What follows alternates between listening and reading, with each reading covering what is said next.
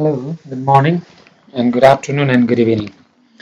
This is Dr. Bhawani Sankaratikari. Today, he has come with a new title. It is Stylistic Features.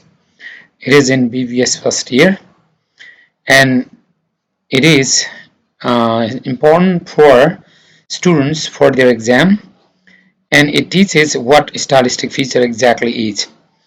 And there are two quotations. Language is the dress of thought. It is said by Samuel Johnson. Another quotation is language is the means of getting an idea from my brain into yours without surgery. It is the quotation by Mark Amidon. So, stylistic features talks about language. Stylistically, language can be formal and informal. Formal language is less personal than informal language. Professional and academic communication of language is formal. Formal language is, let's write there, is missed. Formal language is भन्नुपर्छ, is छुटो.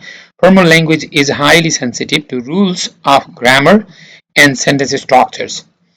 But informal language is more spontaneous and casual. It uses slangs, contractions, and it is less rigid about grammar. It is conversational and personal in tone, that informal language. It is often used to communicate with friends and family members. It is oral communication, but even the oral communication given by an executive or a government official can become formal one.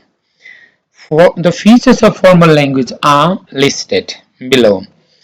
First, there are few rules what it can become formal. There must be absence of first person pronouns such as I and we. No use of contraction. Contraction should not be used.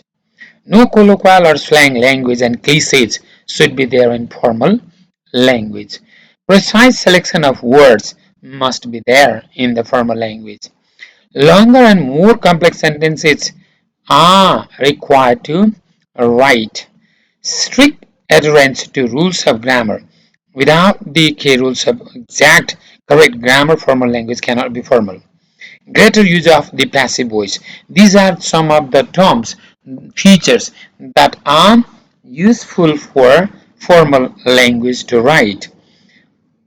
The communicator must avoid to keep the first person pronoun I and we, and it must be made objective and impersonal voice in writing. Students are asked to write with this impersonal style in writing papers in the universities. The contractions of style must be avoided in formal language because can't is informal and cannot is formal and cannot must be written. Formal language always tries to use words that are necessary and the precise ones.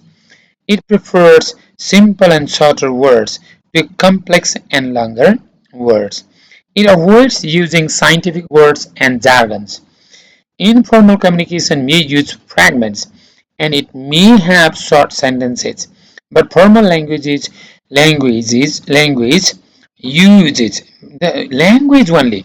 There is a languages. There must be s omitted. S like atom. Formal language uses longer and complex sentences with clauses and appropriate punctuations. It is kept above or below 20 words in not length. This is length. Please write L. There is a K that is typing mistake. L लेख्ने हो केन्थ हैन. This is length, right? This is how the language is made formal. Passive voice is often regarded as formal language rather than active one. Formal language is characterized by greater use of passive voice to emphasize action rather than doer, and it is the process of detachment by the communicator.